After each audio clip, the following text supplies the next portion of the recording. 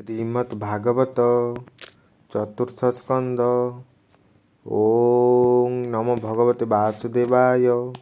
नारायणं नमस्कृत्यं नरं चैव नरोत्तमं देवी सरस्वती व्यासं ततो जयमुदीरयेत्। मुखं करोति वाचालं पङ्गुलङ्घयते गिरि यत्कृपातमहं वन्दे परमानन्दमाधवं। निगमकल्पितरोगलितं फलं सुखमुखादमृतद्रव्यसंयुक्तं पिबत् भागवतं रसमालयं मुहुरो रसिका भुवि भावुकाः। सप्तमोऽध्यायः। मैत्रेय उवाच एमन्तो ब्रह्मा बोल शुणि हसि कहन्ति शूलपाणि। महादेव उवाच हे ब्रह्मा मोर वाक्य शुण ବର୍ଣ୍ଣିବା କି ବାଳକ ଗୁଣ। ବାଳକ ବୋଲି ଏହା ସହି ଅନ୍ୟ ଅସହିବ କାହା ଦେହି। ଦେଖ ଏ କର୍ମ କଲା ଯେତେ କେ ସହି ପାରିବ ଜଗତେ। ଯେଣୁ ଏ ତୋହର ସମ୍ପତ୍ତି ବୋଲାଇ ଦକ୍ଷ ପ୍ରଜାପତି। ତେଣୁ ସହିଲି ଆଜ ମୁହିଁ ତୋହର ଭାବ ହୃଦେ ବହି। ଯେ ଦେବ ମାୟାରେ ମୋହିତ ତାହାକୁ ମୋ ଦଣ୍ଡ ଉଚିତ। ଏହାର ଦୋଷ କ୍ଷମା ନାହିଁ ଏହାର ଦୋଷ କ୍ଷମା ପାଇଁ ମିନତି କଲୁ ମୋତେ ତୁହି। ଏବେ ସକଳ ଦେବେ ଯାଅ ମୋହର ଆଜ୍ଞା ଶିରେ ବହ। ଦକ୍ଷର ଶିର ଯଜ୍ଞ କୁଣ୍ଡେ ଭସ୍ମ ହୋଇଲା ଅତି ଚାଣ୍ଡେ। ଛାଗଳ ଶିର ତାର କନ୍ଧେ ବସାଅ ମନ୍ତ୍ର ଅନୁବନ୍ଧେ। ମିତ୍ରର ଚକ୍ଷୁ ପାଇ ଭଗ ଦେଖୁ ସେ ନିଜ ଯଜ୍ଞ ଭାଗ। ପୂଷା ଯେ ତାର ଯଜମାନ ଦାନ୍ତରେ ଖାଉ ପିଠା ମାନ। ଦେବେ ପାଇବେ ନିଜ ପୁର ଦେବେ ପାଇବେ ନିଜ ରୂପ। ଯାହାର ଯେମନ୍ତ ସ୍ୱରୂପ। ଅଶ୍ୱିନୀ କୁମାରଙ୍କ ବାହୁ ବାହୁ ଛିଣ୍ଡିଲା ଲୋକ ପାଉ। ପୂଷାର ହସ୍ତ ପାଇ ସେହୁ ସକଳ କର୍ମ କରୁଥାଉ। ଛାଗଳ ପ୍ରାୟେ ଦାଢ଼ି ଖଣ୍ଡେ ଭୃଗୁର ରହି ଥାଉ ତୁଣ୍ଡେ। ଏମନ୍ତ ବଚନ ସନ୍ତୋଷେ କହିଲେ ସର୍ବ ଦେବେ ପାଶେ। ମୈତ୍ରେୟ ଉବାଚ ଏମନ୍ତ ରୁଦ୍ର ବାକ୍ୟ ଶୁଣି ସକଳେ ସାଧୁ ସାଧୁ ଭଣି। ଇନ୍ଦ୍ର ସହିତେ ଋଷି ଗଣ ରୁଦ୍ରଙ୍କୁ କରି ଆମନ୍ତ୍ରଣ। ହେ ପ୍ରଭୁ ଆଗମନ କରି କୃତାର୍ଥ କର ଯଜ୍ଞସ୍ଥଳୀ। ତଦନ୍ତେ ଦେବରାଜ ଯଜ୍ଞଶାଳାକୁ ହେଲେ ସଜ। ବ୍ରହ୍ମା ସହିତେ ନାରାୟଣ ସଙ୍ଗତେ ମିଳି ଦେବଗଣ।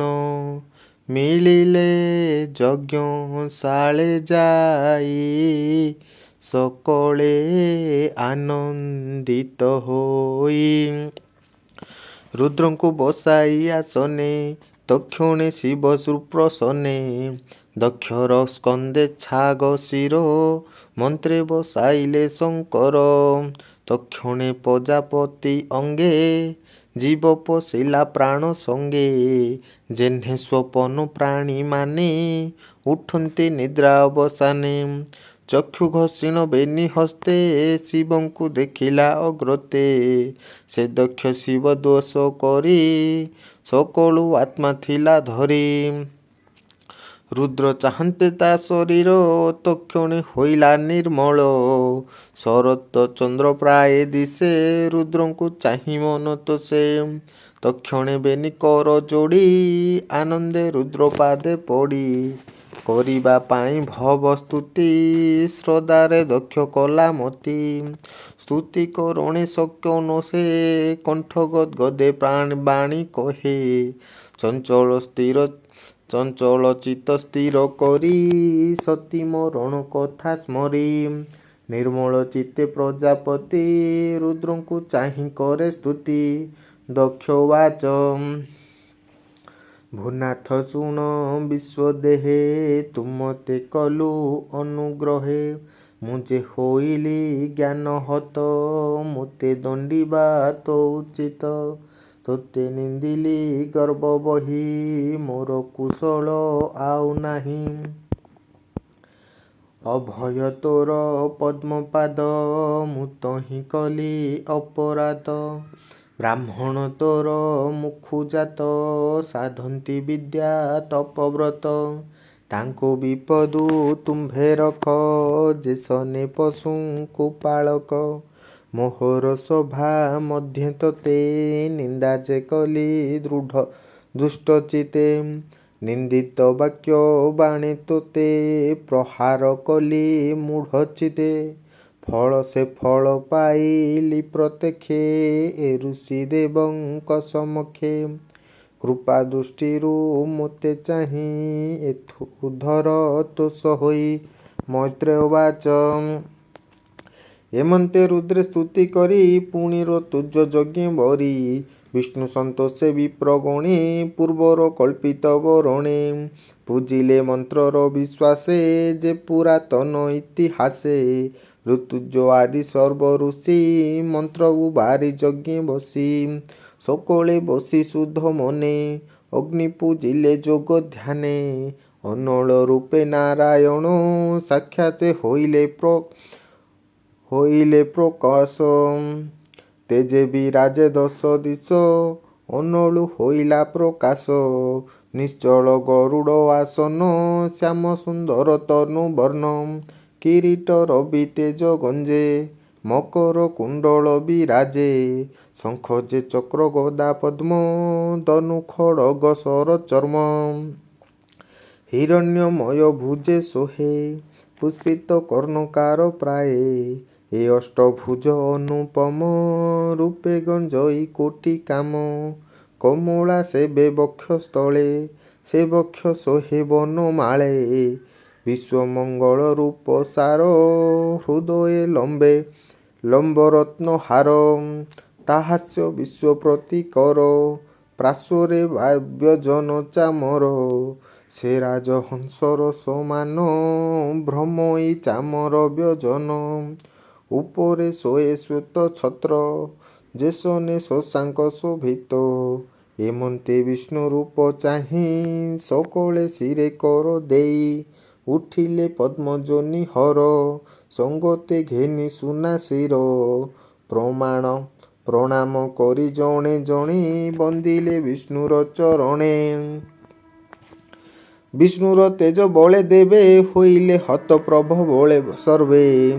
ଭୟରେ ହୋଇଲେ ଚଞ୍ଚଳ ରସନା ହୋଇଲା ଅଚଳ। ତଥାପି ଶିରେ କର ଦେଇ ସ୍ତୁତି କରନ୍ତି ବିଷ୍ଣୁ ଚାହିଁ। ଦକ୍ଷ ମିଳିଲା ଅର୍ଘ୍ୟ ଘେନି ତୁଲେ ଅଶେଷ ବ୍ରହ୍ମମୁନି। ସୁନନ୍ଦ ଆଦି ପରାଶି ଦେ ମିଳିଲେ ଜୟ ଜୟ ନାଦେ। ଦକ୍ଷ ଆନନ୍ଦେ କର ଯୋଡ଼ି ବୋଲଇ ବିଷ୍ଣୁ ପାଦେ ପଡ଼ି। ଦକ୍ଷ ଉବାଚ ତୁ ନାଥ ଶୁଦ୍ଧ ଚଇତନ ନିର୍ମଳ ନିତ୍ୟ ନିରଞ୍ଜନ। ଭେଦ ବିହୀନ ତୁ ଅଭୟ ଏ ବିଶ୍ୱ ପୂର୍ଣ୍ଣ ତୋର ଦେହ। କେତୋତେ ଜାଣିବ ସଂସାରେ ତୁ ଥାଉ ମାୟା ଅତି ଦୂରେ। ଋତୁଜ ମାନେ କର ଯୋଡ଼ି କହନ୍ତି ବିଷ୍ଣୁ ପାଦେ ପଡ଼ି। ঋতুজগণবাচ ভূনাত রুদ্র সাপে আম্ভে বুড়িলু মায়া গর্ব দম্ভে নিরতে কর্মবশ ହୋଇ ତୁ ଭାବେ ଆମ୍ଭ ଜ୍ଞାନ ନାହିଁ ଏ ଯଜ୍ଞ ଧର୍ମର ଲକ୍ଷଣ ଶେଷ ଭାଗ୍ୟର କାରଣ ଏ ତୋର ରୂପ ମହାବାହୁ ଆମ୍ଭେ ଜାଣିବୁ ଅବା କାହୁଁ ତକ୍ଷଣେ ସଭା ଲୋକେ ଉଠି ବିଷ୍ଣୁକୁ ଦେଇ ତୁଲ୍ୟ ଦୃଷ୍ଟି ସଦସ୍ୟଗଣବାଚ ଭୂନାଥ ତୋର ମାୟା ବୋଳେ ଏ ଜୀବ ଭ୍ରମେ ଏସୟଳେ ଏ ଦୁଃଖ ସୁଖ ରୂପ ଗର୍ତ୍ତେ ବିଷୟା ମୃଗ ତୃଷ୍ଣା ପଥେ ଶୋକଦା ବାଗ୍ନି ଦହ୍ୟମାନ କାମେ ଚେଷ୍ଟିତ ଅନୁକ୍ଷଣ ନିରତେ ଚିନ୍ତେ ଆତ୍ମା ସୁଖ ଉଦ୍ଧରି ଧର ପଦ୍ମମୁଖ ରୁଦ୍ରବାଚ ତୋର ଚରଣ ଭଗବାନ ଆଶିଷ ଫଳେ ମୁନିଜନ ଅଖିଳ କାମେ ଅନାସକ୍ତ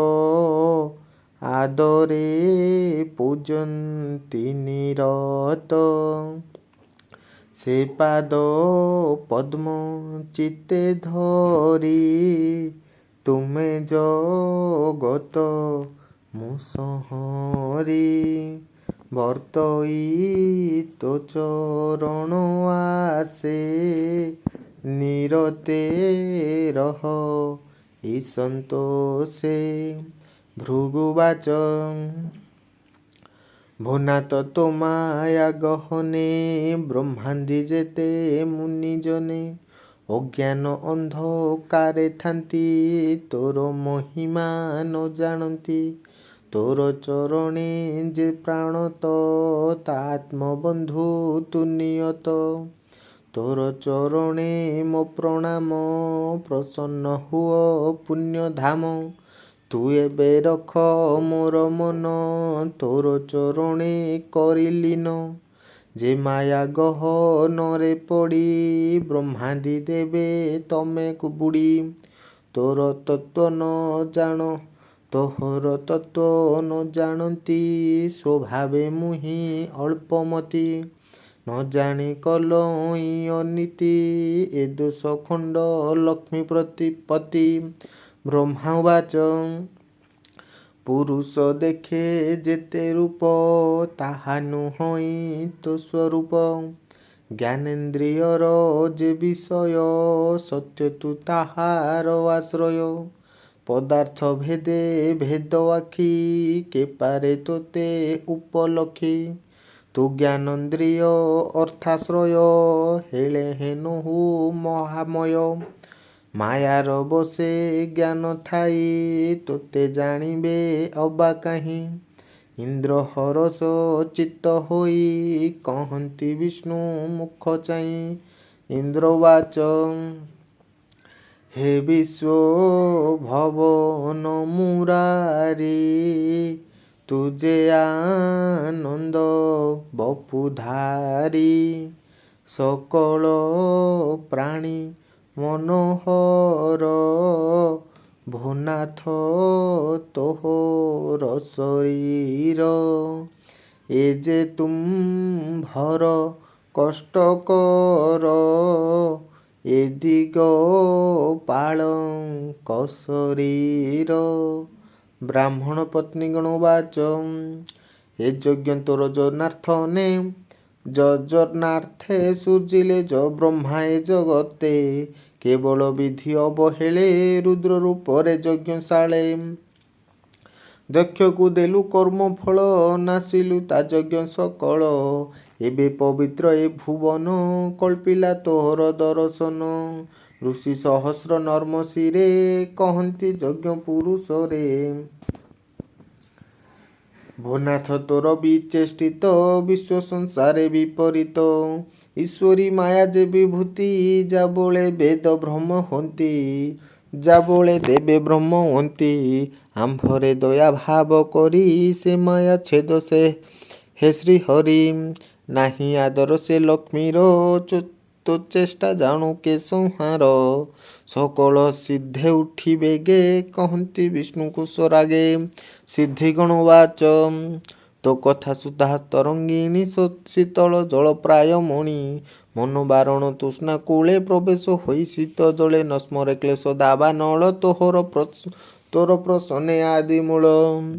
ଦକ୍ଷ ପତ୍ନୀ ଉବାଚ ଭୂନାଥ ତୋର ଆଗମନ ଆନନ୍ଦ କଲା ମୋର ମନ ତୁ ଲକ୍ଷ୍ମୀକାନ୍ତ ସୁଧାନିଧି ସକଳ ସମ୍ପଦ ପ୍ରସିଦ୍ଧି ତୋ ବିନୁ ଏହି ଯଜ୍ଞ ଘର ଭୂନାଥ ନଦୀ ସେ ସୁନ୍ଦର କିଅ ବା ଦେବା ପଟାନ୍ତର କବନ୍ଧ ପ୍ରାୟ ଛିନ୍ନ ଶିର କାନ୍ତା ସହିତ ପରାତ୍ପର ତେଣୁ ଆମ୍ଭକୁ ରକ୍ଷା କର ତୁମ୍ଭର ବିଜେ ହେଲା ଯେଣୁ ଏ ଗୃହ ଶୋଭା କେ ପ୍ରମାଣୁ ଏ କଥା ନୁହଁ ବିଚିତ୍ର ତୋ ନାମେ ଜଗତ ପବିତ୍ର ତୁ ଦେବଙ୍କର ଦେବ ଇଷ୍ଟ ସର୍ବନିୟନ୍ତା ତପି ଶ୍ରେଷ୍ଠ।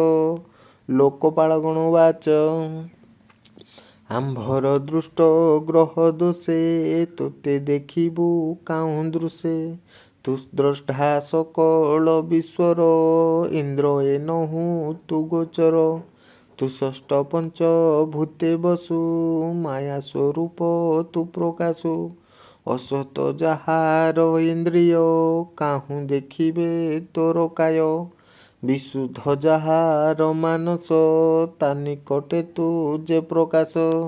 ଯୋଗେଶ୍ୱର ଉବାଚ ତୁ ବିଶ୍ୱ ଆତ୍ମା ପରଂ ବ୍ରହ୍ମ ଶୁଦ୍ଧ ଚୈତନ୍ୟ ତୋର ଧାମ ଯେ ତୋତେ ଅଭେଦେ ଦେଖଇ ତା ତହୁଁ ପ୍ରିୟ ତୋର ନାହିଁ ଜଗତ ସୃଷ୍ଟି ସ୍ଥିତି ଅନ୍ତ ତ୍ରିଗୁଣେ କରୁ ଆତଜାତ ଭୂନାଥ ତୁମ୍ଭ ଦରଶନେ ଆମ୍ଭେ ଯେ ତୁଷ୍ଟ କଲୁ ମନେ ଅଷ୍ଟାଙ୍ଗ ଯୋଗେ ଧର୍ମ ସାଧି ଲୋଭିବା ପାଇଁ ଅଷ୍ଟନିଧି ସେ ପୁଣି ତୋର ମାୟା ବଳେ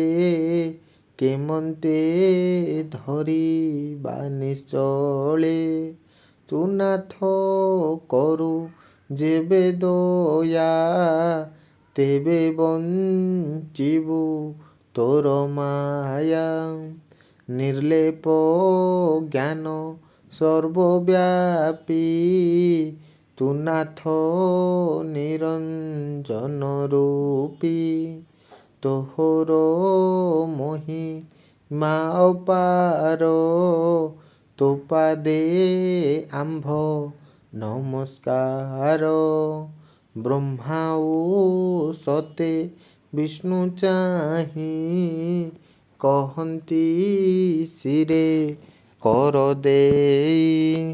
ବ୍ରହ୍ମା ଉବାଚ ତୁମ୍ଭେ ଯେ ଆଶ୍ରୟ ଜୀବଙ୍କ ଧର୍ମାର୍ଥ ଉତ୍ପତ୍ତି କାରକ ଆବରି ତୁଜେ ସତ୍ୱ ଗୁଣ ଧର୍ମ ପ୍ରକାଶୁ ଭଗବାନ ତୁହି ନିର୍ଗୁଣ ନିରାକାର ତୋ ପାଦେ ମୋର ନମସ୍କାର ଯେଣୁ ମୁଁ ତୋ ତତ୍ତ୍ୱ ନ ଜାଣି କାହୁଁ ଜାଣିବି ଦେବ ଗଣେ ଅଗ୍ନି ସ୍ପର୍ଶରେ କର ଦେଇ କହଇ ବିଷ୍ଣୁ ମୁଖ ଚାହିଁ। ଅଗ୍ନି ଉବାଚ ଯାହାର ତେଜ ବଳେ ମୁହିଁ ଅନଳ ରୂପେ ଯଜ୍ଞେ ଥାଇ ଘୃତ ଆହୁତି ପଞ୍ଚବିଧେ ମନ୍ତ୍ର ନିବେଦି ଏସମିଧେ ତୁ ଯଜ୍ଞ ରୂପୀ ଦାମୋଦର ନିରତେ ମୋର ନମସ୍କାର ତୁ ଅଗ୍ନିହୋତ୍ର ତୁ ହି ଦର୍ଶ ତୁ ଚାତୁର୍ମାସ୍ୟ ପୂର୍ଣ୍ଣମାସ ତୁ ପଶୁ ସୋମ ପଞ୍ଚବିଧ ମନ୍ତ୍ରେ ପୂଜିତ ତୁ ପ୍ରସିଦ୍ଧ ଦେବତା ମାନେ ହରଷରେ କହନ୍ତି ବିଷ୍ଣୁଙ୍କ ଛାମୁରେ। ଦେବଗଣ ଉବାଚ ତୁ ନାଥ ପୂର୍ବକଳ୍ପେ ହରି ପ୍ରଳୟ କାଳେ ଗର୍ଭେ ଭରି ସର୍ବ ସଂସାର ବିଶ୍ୱରୂପେ ଜଳେ ଶୟନ ଅତି ହଳ୍ପେ ଆମ୍ଭେ ଯେ ତୋର ନିଜ ଭୃତ୍ୟ ଏ କଥା ଜଗତେ ବିଖ୍ୟାତ ଆମ୍ଭଙ୍କୁ ସଙ୍କଟ ପଡ଼ିଲେ ତୁ ନାଥ ରକ୍ଷା କରୁ ଭଲେ ହେ ଦେବ ସ୍ୱରୂପ ତୋହର ହୋଇଲା ନୟନ ଗୋଚର। ଗନ୍ଧର୍ବଣ ଗଣ ଉବାଚ ଭୂନାଥ ତୋତେ ନମସ୍କାର। ଏ ବିଶ୍ୱ କ୍ରୀଡ଼ା ଭାଣ୍ଡ ତୋର।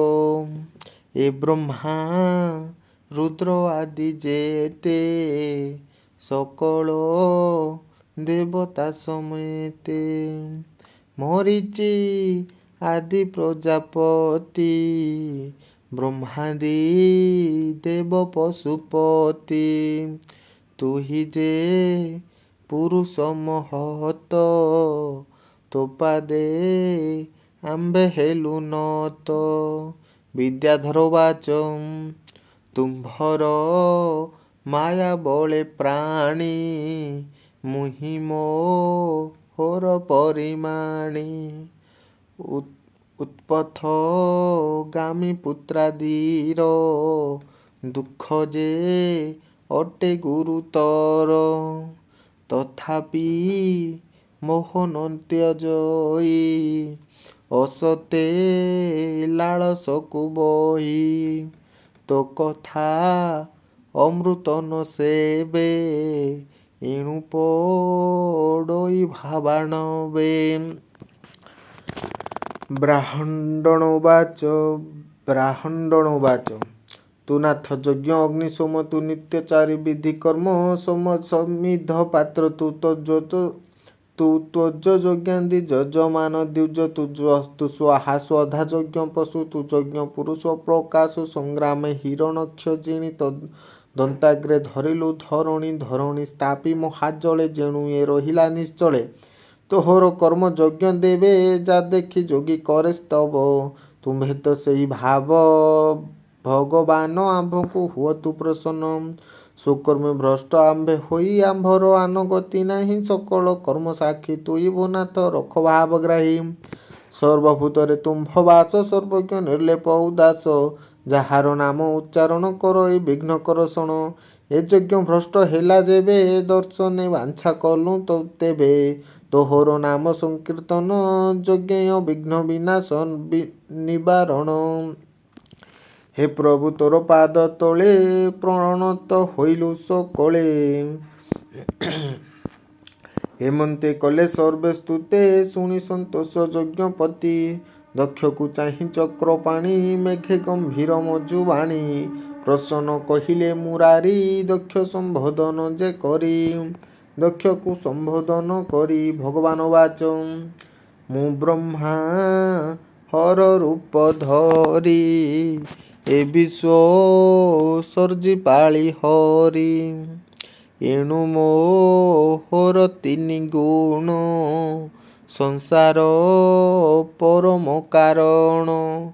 ନିର୍ଲେପ ନିରଞ୍ଜନ ମୁହିଁ ସକଳ ଭୂତେ ମୁଁ ବସଇ। ଯାହାକୁ ସେବା ଶିକ୍ଷା ଦେଇ ପ୍ରାଣୀ ଛାଡ଼ିବେ ତାହା କାହିଁ।